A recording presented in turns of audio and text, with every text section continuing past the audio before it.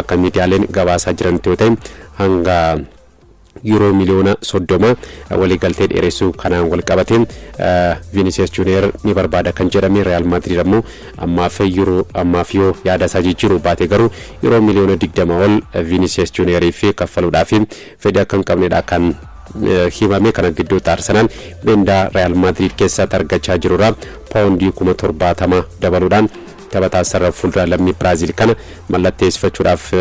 akka ta'edha kan himame. Vinicius Junior waliigalteen dheeressa moo Madrid gadhiisuudhaan Arsenaliif mallatteessaa kan jiru dhimma jijjiirraa ganna kanaatiin xiyyeeffannoo guddaadhaan eegamuudha. waliigalteen Real Madrid waliin qabu xumuramuudhaaf baatii 12 qofa kanaaf yoo dheeressuu baate jijjiirraa ganna dhufuutiin bilisaan gadhiisuudhaaf mirgaanii qaba Vinicius Junior. kanaaf ammoo jijjiirraa majjii dhufuu eegalee kilaboota Spain alatti kilaboota biroo waliin kilaba barbaade waliin dursee waliigaluudhaan waliigaluu qofa osoo hin taane waliigalteellee mallatteessuu ni danda'a. jijjiirraa majjii dhufuu eegalee yoo waliigaltee dheeressuu baate jechuudha. kanaaf yoo waliigaltee hin dheeressu jedhee Real Madrid bilisaan taphataa murteessaa kana dhabuurraa jijjiirraa ganna kanaatiin dirqamaan gurguruu akka maluudha himamaati kan jiru yoo taphataan kun waliigaltee dheeressuu dide jechuudha. Madrid bakka Vinicius Junior taphatu irratti yaan Domandee mallatteessifachuudhaaf kan waliigalee Domandee taphataa sarara fuulduraa qarqara bitaa fi mirga taphatus ta'us garuu irra caala bakka Vinicius Junior taphatu qarqara bitaa irratti kan taphatu ESPN kaleessa pirezidaantii Real Madrid Florentino Perez irraa odeeffannoo argateera jechuudhaan akka gabaasetti yoo ta'e taphataa sarara fuulduraa waan mallatteessifannuuf faallaa kanaan taphataa sarara fuulduraa gurguruun dirqama jechuudhaan akka dubbatan himamaati kan jiru. kunneen walitti dabalamuudhaan Vinicius Junior Madrid gadhiisuu akka maluudha himamaati kan jiru. ammas taanaan garuu taphataan kun waliigaltee isaa dheeressuudhaan Madrid keessa turuudhaaf fedhii akka qabu himamaati kan jiru. ta'us garuu dhimmi kaffaltiitiin wal qabateen Kylian Mbappé caalaa mindaa olaanaa Madrid keessatti argachuu akka barbaadudha himamaati kan jiru. kun ni taamoo kan jedhu kan eegamu ni ta'a. Madrid taphaticha gadhiisuudhaaf qophii taanaan garuu dhimmi maallaqaa shaampiyoonii England Arsenal fi rakkoo miti kan jedhame. Arsenal sarara fuulduraa qarqara bitaa irratti Vinicius Junior kan mallatteeffatu taanaan hedduurraa fayyadamaaf kan eegamu. waggootaaf bakki kun bakka guddaa rakkoo guddaa Arsenal kan ture Vinicius sarara fuulduraa qarqara bitaa irratti waggoota darban walitti aansuudhaan Real Madrid keessatti akkasumas garee biyyaalessaa Brazil keessatti waancaa addunyaa 2026 tennis ga'umsa gaariin mul'isaati kan ture walitti aansuudhaan torbeetti goolii galchuu akkasumas immoo kubbaa goolii galee mijeessaati kan ture. Arsenal ammoo waggootaaf bakka kanarratti hedduu rakkachaati kan ture. Mikel Artetaanis kanumarraa ka'uudhaan sarara fuulduraa qarqara bitaa cimsuu kan inni barbaadee fi sababa kanaaf Vinicius Junior bara dorgommii darbe taphoota 53 Real Madridiif dorgommii hundaanuu taphateen goolii 22 galchuudhaan kubbaa goolii galee 12 kan mijeesse waliigalaan kubbaa goolii galee akkasumas immoo goolii galee fi mijeessuudhaan waliigalaan goolii 34 irratti Vinicius Junior kan inni hirmaate. bara dorgommii 5 walitti aansee ammoo goolii galchuu fi mijeessuudhaan goolii 30 fi isaa ol irratti hirmaachuudhaan taphataa ga'umsa gaarii qabaachuu akka qabu kan itti agarsiisedha. Real Madrid keessatti taphataan kun har'a yeroo boqonnaa isaaf kenname sana xumuruudhaan har'a gara Real Madrid waan deebi'uu fi waa'ee garee isaa kilabicha waliin ni mari'ataaf kan eegamu. dhimma Real Madrid wal qabatu biraatti darbu Real Madrid yaan Domandee mallatteessifachuudhaaf RB Leipzig waliin akka waliigalee kan himame. dursee taphaticha waliin dhimmoota dhuunfaatiin waliigaleeti kan ture. amma kanaaf Domandeen waliigalteen Madridiif mallatteessuu qofaadha. isaafis waliigaltee waggaa 5 irratti Domandee fi Real Madrid dursanii kan isaan waliigalanii lammii Cote d'Ivoire kun torbee kana keessa qorannoo fayyaa gochuudhaan waliigalteen mallatteessaaf kan eegamu. Madrid gaafii jalqaba RB Leipzig fi euro miliyoona 100 dhiyeessee kan ture. jalqaba euro miliyoona 100 kaffaluudhaan adeemsa keessa immoo ga'umsaa fi milkaa'ina Domandee irratti hundaa'uudhaan euro miliyoona 10 dabaluudhaaf waliigalaan euro miliyoona 100 dhiyeessee kan ture. RB Leipzig garuu gaafii Real Madrid diduudhaan jijjiirraa taphataa kanarraa euro miliyoona 100 akka barbaadu beeksisee kan ture. Real Madrid galgala garuu maallaqa dabaluudhaan euro miliyoona 100 fi miliyoona 20 akka ta'e miidiyaaleen gabaasaatti kan jiran. euro miliyoona 100 fi miliyoona 20 taphataa kana mallatteessifachuudhaaf akka walii galee ESPN akkasumas ammoo Markaan miidiyaaleen kan Spain kan isaan gabaasanii kanatti kan muufate PSG'n murkii keessaaf baasu kan ifatti beeksisee PSG'n torbee lama dura dursee Yandoo Mandee waliin dhimma dhuunfaatiin walii galeetti kan ture ta'uu isaan gammaatti RB Leipzig fi ifatti gaafiin son esin kana fi kaleessa Real Madrid RB Leipzig fi Domande waliin erga walii galee booda PSG'n murkii keessan jiru jechuudhaan kan beeksise Liverpool fi PSG'n jijjiirraa ganna kanaatiin taphataa kana sirriitti hordofaati kan isaan turanii ta'us garuu bakki qubannaa Yandoo Mandee Los Blancos kan ta'e Real Madrid Vinicius Junior kan tursiisu taanaan bara dorgommii dhufu sarara fuuldura kilabichaa Kylian Mbappé Vinicius Junior fi Yandoo Mandeen kan dorfamni ta'a. Yandoo Mandeen waancaa addunyaa bara 2026tiin sarara fuuldura gara biyyaalessa Côte d'Ivoire dursaati kan ture kubbaa goolii galii mijeessu akkasumas ammoo taphattootaa fi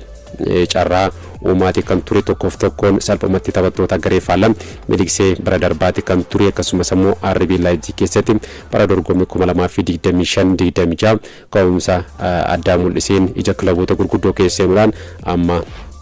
bakki qubannaasaa Real Madrid kan ta'e. Odeeffannoo biraatti darbu dhimma jijjiirraa Liverpool wal qabatuun dhimma jijjiirraa Bradley Barcola sirriitti hordofaa jira kan jedhame Liverpool Barcola wal qabatee kaleessa odeeffannoo baheen PSG'n taphataan kun PSG'dhaaf walii galteen dheeressu jechuun kan gabaafame PSG gadhiisuudhaaf fedhii akka qabus himaati kan jiru carraa taphaa PSG keessatti argachaatiin jiru filannoo jalqabaatiin gara dirree seenuu caalaa jijjiiramee seenuudhaan keessattuu Desiree Douédhaan jijjiiramee seenuudhaan taphachaatti kan jiru Bradley Barcolaani kanaaf jecha ammoo jijjiirraa ganna kanaatiin yookiin ammoo jijjiirraa ganna dhufuutiin kilabicha gadhiisuudhaaf fedhii akka qabu himaati kan jiru kun ammoo Liverpool fi kan itti fayyadamu taanaan oduu gaarii akka ta'e miidiyaaleen gabaasaatti kan jiran ta'us gatiin jijjiirraa Bradley Barcola paawundii miliyoona 100 fi miliyoona 45 jedhamaatti kan jiru kun Liverpoolitti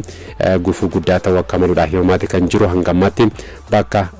Liverpool bakka Mohamed Salah irratti taphataa bakka buufanni Yandoo Mandee fi Summerville hordofaa turus osoo milkaa'in kana fi Bradley Barcola jijjiirraa ganna darbee galee Liverpool taphataa kana hordofaati kan jiru. Liverpool dirbataa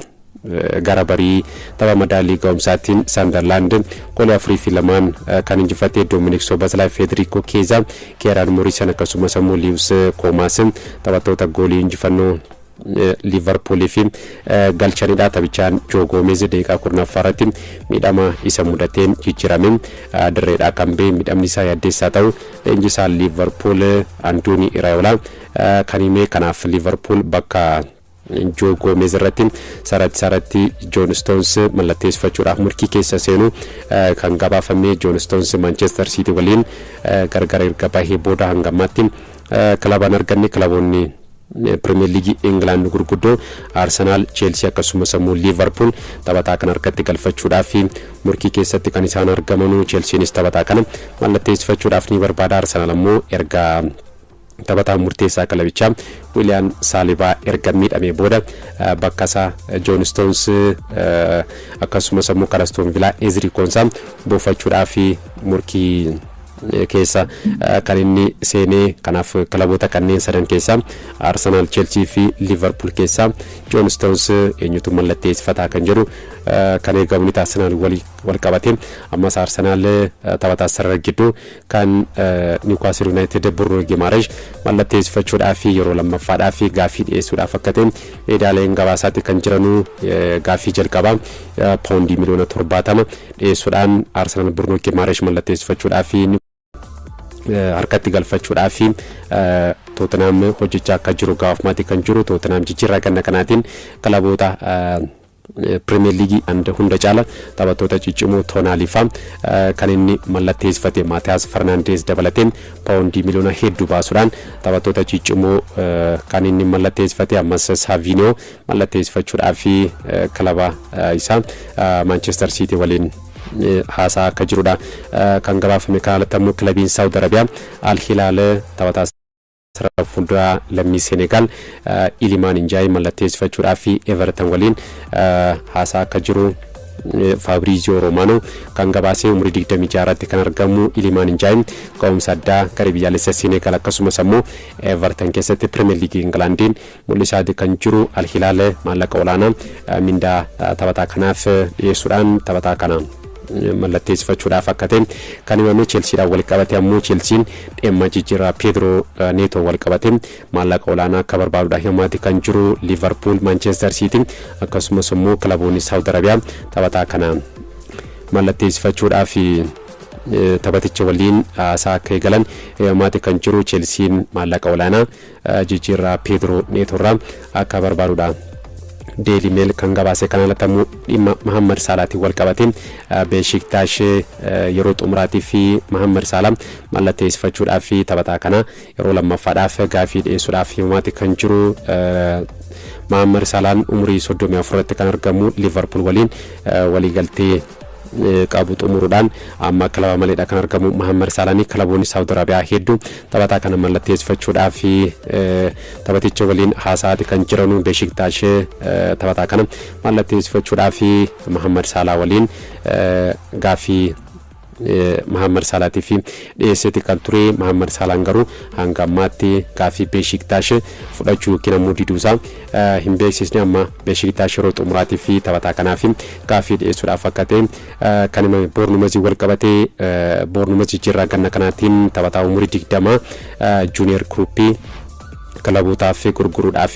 fedhii akka hin qabnee fi taphataa kana tursiisuu akka barbaaduudha himaati kan jiru Junior Kruppii ka'umsa addaa bara dorgommii 2025-26 Bournemouth keessatti mul'iseen Barcelonaan akkasumas ammoo Arsenal, Chelsea, Manchester United, Liverpool, Manchester City taphataa kana mallatteessifachuudhaaf fedhii akka qaban